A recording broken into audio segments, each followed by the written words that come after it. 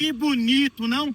Eu tô brincando, mãe. Você vai lavar essa roupa aí. Não bate em mim, não, mãe. Não, você tem que aprender. Aonde Não já tem se viu água aqui, entrar mãe. nesse córrego aí? É só barro. Vamos, pode levantar daí já pra casa.